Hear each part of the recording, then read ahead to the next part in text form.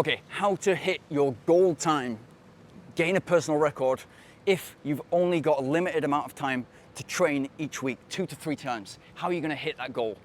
I got my favorite question so far in the comments, and I'm gonna read it to you, and by the end of this video, you're going to know how to get the very most of a limited amount of sessions, 2 to 3 times per week, in order to hit your goal, whether you're training for 5K, 10K, half marathon, or marathon.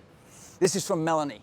And Melanie's 64 and recently got back into running after 30 years. Hi, love your videos. I'm 64 and I've done an interval session you suggested, 1 minute on and 1 minute rest to control the heartbeat. Just come back into running 5K after 30 years when my times used to be 19:11. My first 5K was 28:50, which was a bit of a shock and a lot tougher. I was shocked at how much performance I had lost due to age. My current time in the last 3 weeks, I've now gotten this down to 26:26. My goal would be 25 minutes, which I would be delighted with. I don't want to be too greedy. My obstacle is I can only train twice a week with either an interval session or a hill session and a long, slow run. Am I going about the training the right way? And also she says, love your videos, but can we see more of your cat? It's beautiful. Now, I love this for obvious reasons, but the fact that you're going at this, not just you're running and you're trying to move forward, but you're trying to move forward optimally and make the most of your training week whilst hitting the long run, hitting the interval sessions, putting structure into place in order to still go for a goal. And I think you can shock yourself and you're still capable of what you were capable of 30 years ago. You're still capable of running sub 20 and moving towards that 19:11. So the key is this: we've just started the 20 times 1 minute, and we're looking at the week and we're thinking, right, okay, endurance, got to build endurance, and we've got to build speed. And you're going to shock yourself with what you get from those. So it's all about gradual. And as we get older, we've just got to be, naturally we've got more experience, but have we got more experience in running? It seems that you've got experience from the past, so you know how it feels. But it's even more important to be self-aware, even more important to think, what is the body doing? What is it capable of? We know what the training plan says, but what does that actually feel like in a real life situation? So we've got to tread carefully, and it's got to be gradual more than ever before. So we're starting with the 20 times 1 minute, so that's great. So how did that feel?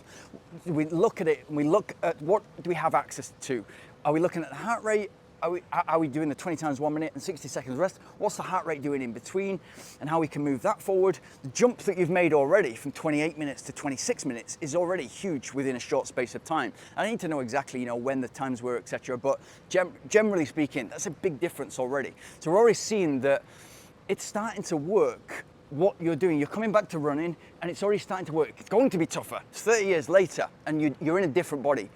But we're already starting to see the running having an impact, and we've not even seen the benefits from running fast and an endurance run yet. So what's the body going to do then?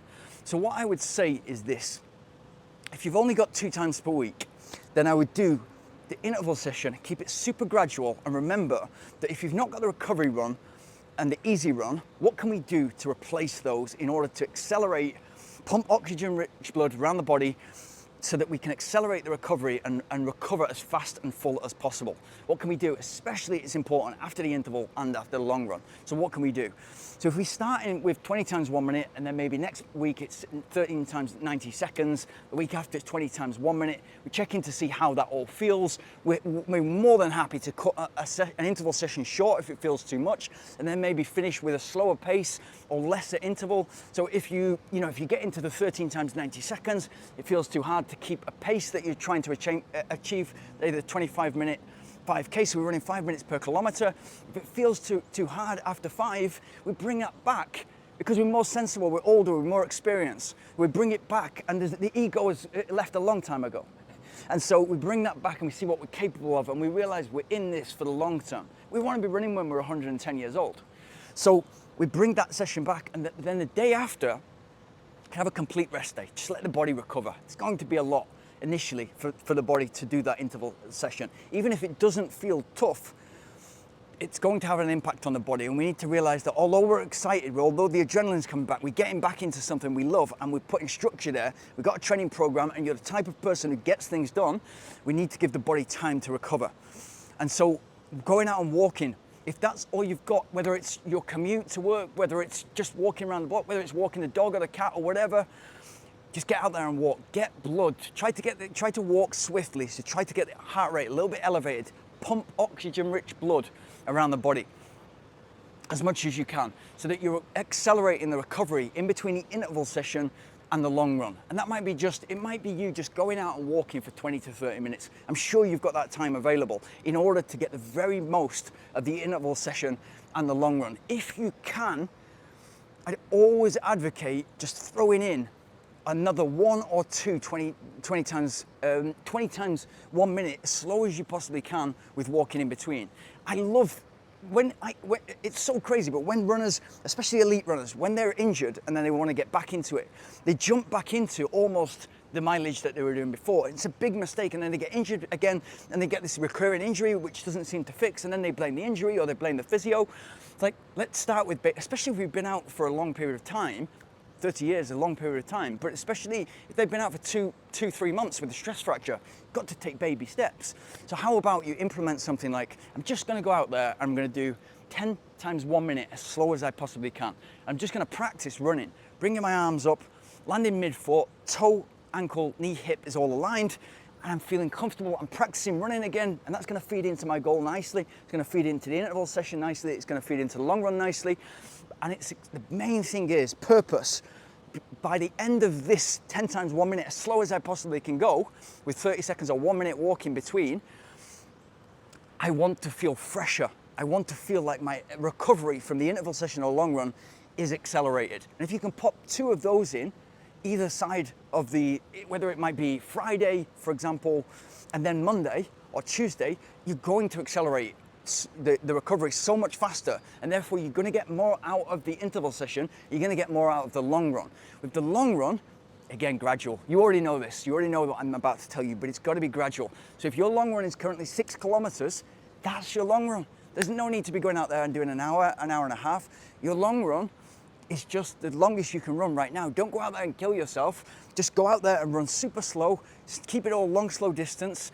Remember that at the moment, you're only running twice a week, so you're gonna get a lot of super compensation. You're new to running, it's gonna be difficult, but you'll get a lot of super compensation, a lot of improvement from those 20 times 1 minute and 13 times 90 seconds and 10 times 2 minutes, those shorter intervals. And then once you get longer intervals, you're gonna receive some super compensation from there. It's gonna accelerate your improvement. I think if you gradual with everything and you can put into the schedule a couple of just 10 times 1 minute, with 1 minute walking, you're only going out there for 20-25 minutes, but you're accelerating the recovery. You'd be really surprised at what you can do in 20 to 25 minutes. If not walk, if you move forward gradually with everything, I think you're going to shock yourself. And I think 25 minutes is going to be very, very easy for you within the next couple of months. And then you start to go, actually, I really fancy 22 minutes, and I really fancy sub 20. And wow, I can run as fast as I could when I was 34 years old, and I'm 64. I cannot, honestly, massive respect. I'll cap off with this. The most competitive MF I know in this world is a guy called Paul Bateson, who lives in Alameda, Granada. He's from Lancashire, but he lives in Alameda, Granada. I've seen him so annoyed after coming second in a race that he wouldn't speak to anybody for a week when he was about 64, 65 years old, because he wanted to win that 60 to 65 age category. The most competitive person I can possibly imagine.